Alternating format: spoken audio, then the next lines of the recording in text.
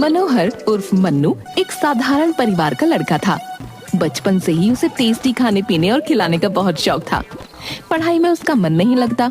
School के रास्ते में टेस्टी मिठाइयाँ और पकवान बनते देख वो घंटों हलवाई की दुकान पर बिता देता। एक दिन स्कूल लेट पहुँचने पर, क्यों रे मनु, इतना लेट क्यों आए हो? तुम्हें डेली लेट हो जाता है, क्या बात है? सर, ये पिंटू हलवाई की दुकान पर खड़ा होगा। मैं कल ही इसको देखा था स्कूल ड्रेस में, वहाँ पर जलेबियाँ छान रहा था। ओह, तो इसकी हलवाई की दुकान है। मनु, पिताजी से क्यों नहीं कहते कि स्कूल जाने के टाइम पे काम न करवाए? नहीं सर, इसके पिताजी इंजीनियर है। ये तो रास्ते में पड़ने वाली दुकानों में काम करता रहता है। अरे वाह, ये तो और अच्छी बात है कि मनु अपने खर्चे खुद उठाता है। तुम सभी को इसे फॉलो करना चाहिए। जीवन में हमें सेल्फ इंडिपेंडेंट ही होना चाहिए। शाबाश मनु, लेकिन पढ़ाई के समय पढ़ाई ही होनी चाहिए। सर, आप समझ नहीं रहे हैं। ये काम करने के बदले पैसे नहीं लेता। इसे खाना बनाने और खिलाने में मन लगता है। घर का सारा काम यही करता है। बोले तो मनु नहीं, ये मुन्नी है। चुप रहो, चलो सब अपनी अपनी मैथमेटिक्स का बुक निकालो। मास्टर साहब उस दिन से मन्नू पर वॉच करने लगते हैं। वो लड़कों से ज्यादा लड़कियों में सहज रहता था। लड़कियां उससे तरह तरह के खाने की रेसिपी पूछा करती और वो उन्हें बनाने की विधि बताया करता। अरे सुनो सारिका, देखो मैंने क्या आम का अचार बनाया है, जरा चक्कर तो देखो। अरे वाह रे मन्नू, ला इधर ला। अरे कमाल का जादू है तेरे हाथों में मन्नू, इतना मजेदार अचार। वाह, मजा ही आ गया। ये सब देखकर मास्टर साहब एक दिन बाजार में मन्नू के पिताजी सोमू से मिलकर सारी बात बताते हैं। मन्नू के पिताजी ने भी बताया कि वो लड़कियों वाला काम ही पसंद करता है। पढ़ाई में उसका मन नहीं लगता। एक दिन क्लास में बच्चे उसे छेड़ रहे थे। टीनू, मेरा बेलन दे दे, नहीं तो मैं सर से बोल दूंगा कि तुम लोग मुझे छेड़ रहे हो। मैं भी बोल दूंगा कि तुम अपने बैग में बेलन और खरचूल छुपा कर लाते हो। क्या हो रहा है? क्यों इतना शोर कर रहे हो तुम लोग? तुम लोगों ने पूरी क्लास को मछली बाजार बना के रख दिया है। सर, ये रोज अपने बैग में खरचूल और बेलन लाता है, सिर्फ खाने की बात करता रहता है, हमें पढ़ने में डिस्टर्ब करता है। नहीं सर, ये सब झूठ बोल रहे हैं। मैं तो किसी को टोकता भी नहीं। ये लोग मुझे अकेले देखकर छेड़ते रहते हैं। चलो चलो, सब बैठ जाओ। आज रिपोर्ट कार्ड डिस्ट्रीब्यूशन है। मनु, तुम्हारा रिपोर्ट कार्ड सबसे खराब है। तुम फेल हो गए हो। हिंदी में गाय पर लेख में सिर्फ दूध से बनी मिठाई ही 3 पेज में लिखा है। मैंने बोला था ना सर, सारा दिन तो मिठाई वाले के पास रहता है। मैथ में कितने नंबर लाया है सर? मैथ में 100 में से 3 नंबर आए हैं। इसने लिखा है 3 किलो दूध में 7 किलो दूध मिलाने पर सीधा 7 किलो दूध बनेगा। जी सर, दूध वाले 1 किलो में दही 100 ग्राम पानी मिलाते हैं। इस हिसाब से 7.5 किलो दूध ही मिलेगा। देखो मनु, तुम ना मुझे समझ में आ रहे हो ना ही स्कूल मैनेजमेंट को, इसलिए मैनेजमेंट ने तुम्हें स्कूल से निकाल दिया है। सर, मन्नू तो हमें भी समझ नहीं आ रहा। कभी मन्नू तो कभी मुन्नी दिखाई देता है। पूरी क्लास में सब जोर जोर से ठहाका मारकर हंसने लगते हैं। मन्नू घर पर जाकर बताता है तो उसके पिताजी और परिवार वाले बहुत नाराज होते हैं। मन्नू को कई साइकोलॉजिस्ट से भी दिखाया जाता है, लेकिन उसकी रुचि तो तरह तरह के खाने बनाने में थी। एक दिन बहुत बड़े संत आए हुए थे। गुरुदेव, यही है मेरा बेटा मनु। इसे सिर्फ किचन में ही अच्छा लगता है। खाना बनाना और लोगों को टेस्टी खाना खिलाना इसे पसंद है। वाह, ये तो बहुत ही अच्छे गुण है। यही गुण तो इसे विशेष बनाते हैं। इसमें घबराने वाली क्या बात है? गुरुदेव, इसकी अभी पढ़ने की उम्र है। पढ़ाई में मन ही नहीं लगता, सिर्फ खाना बनाने में लगा रहता है। कुछ कीजिए महाराज, इसे स्कूल से भी निकाल दिया गया है। गांव के लोग इसे ट्रांसजेंडर, मुन्नी, छक्का, न जाने क्या क्या कहकर बुलाते रहते हैं। हमारी प्रतिष्ठा को इस कारण ठेस पहुंचता है। देखिए, प्रत्येक व्यक्ति में कुछ न कुछ गुण होते हैं। इस बालक की रुचि टेस्टी खाना बनाने और खिलाने में है। इसे मेरे साथ भेज दो। संतों के साथ रहेगा तो कुछ दिनों में अच्छा हो जाएगा। मन्नू को संत के साथ भेज दिया गया। जल्द ही मन्नू मठ के सारे संतों का चहेता बन गया। वो अच्छे अच्छे पकवान बनाकर संतों को खिलाता। एक दिन, देखो मनु, मैं तुम्हें अपने साथ लाया था कि तुम एक अच्छे नागरिक बनो, लेकिन तुम तो पहले से ही बहुत अच्छे हो। बस तुम्हारी रुचि खाना बनाने और खिलाने में है। अब तुमको यहाँ से जाना होगा। क्यों गुरुदेव, मुझसे कुछ गलती हो गई है क्या? तुम्हारी गलती नहीं है बेटा। मठ के सारे संत तुम्हारे द्वारा पकाए गए स्वादिष्ट भोजन के आदी हो गए हैं। संतों के जीवन में सादगी होनी चाहिए, ना कि स्वादिष्ट भोजन। स्वादिष्ट भोजन खाकर ये सुबह 4 बजे नहीं उठ पाते और भी दिनचर्या का काम इनसे नहीं हो पाता, इसलिए तुम अपने घर वापस लौट जाओ। ठीक है गुरुदेव, जैसी आपकी आज्ञा, लेकिन मुझे उस समाज में मन नहीं लगता। मैं क्या करूं? पिताजी कहते हैं कि पढ़ेगा लिखेगा नहीं तो क्या करेगा जीवन में।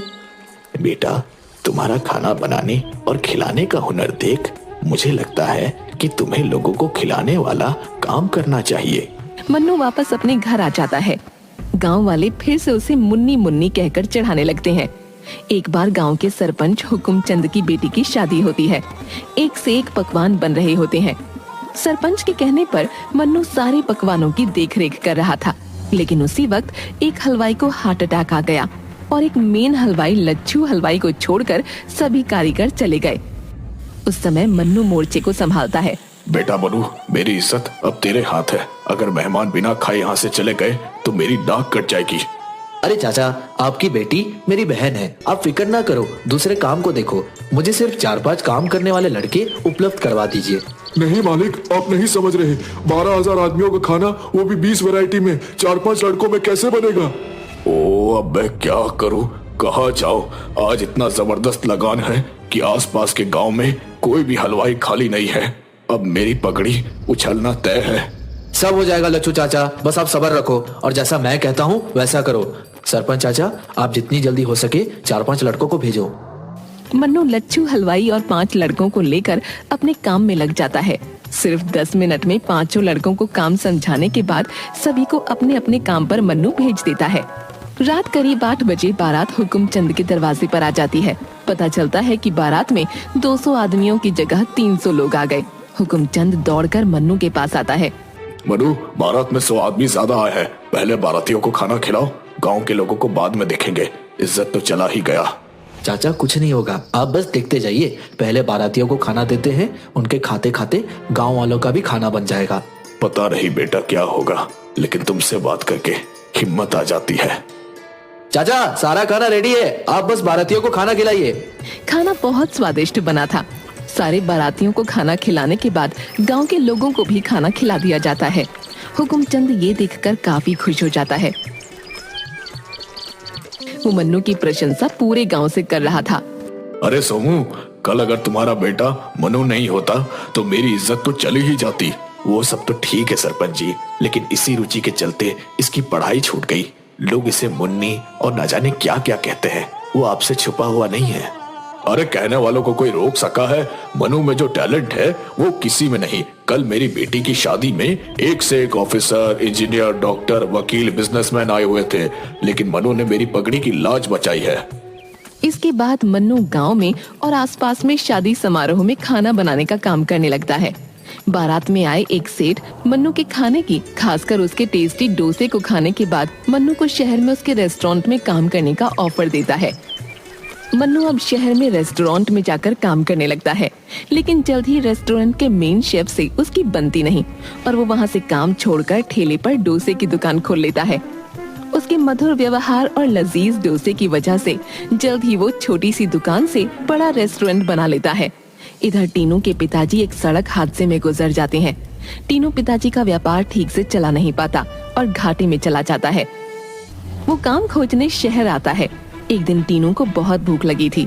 टीनू को मन्नू के रेस्टोरेंट में डोसा खाने के बाद पता चलता है कि उसका पर्स किसी ने उड़ा लिया है। पैसे के लिए टीनू की बहस रेस्टोरेंट के स्टाफ के साथ होने लगती है। तभी वहाँ पर मन्नू आ जाता है। अरे टीनू, तू यहाँ कैसे? और सुना क्या हो रहा है? गाँव का क्या हाल चाल है? अरे मनु, बहुत टाइम पर मिला है यार। तुम्हारे पास अगर 225 रुपए है तो देना यार। मेरी जेब किसी ने काट ली है यार। मुझे डोसे का पैसा देना है। ठीक है, सर के पैसे मैं दे दूंगा, तुम लोग जाओ। और हाँ, एक कॉफी लाना हम दोनों के लिए। आओ टीनू, बैठकर बात करते हैं। बहुत दिन बाद मिले हो। अबे तेरा तो हुलिया ही बदल गया है। और सुना, कहाँ काम चल रहा है आजकल? मेरा काम तो यही चल रहा है, तुम अपना सुनाओ, यहाँ कैसे? अबे वाह, इतने बड़े रेस्टोरेंट में काम करता है तू। गुड यार, बहुत अच्छा काम पकड़े हो। तुम्हारी शिफ्ट कितने बजे की है? इतने में एक वेटर मन्नू के पास आकर बोलता है। सर, मैनेजर साहब मीटिंग के बारे में पूछ रहे थे। बस 5 मिनट में आता हूँ।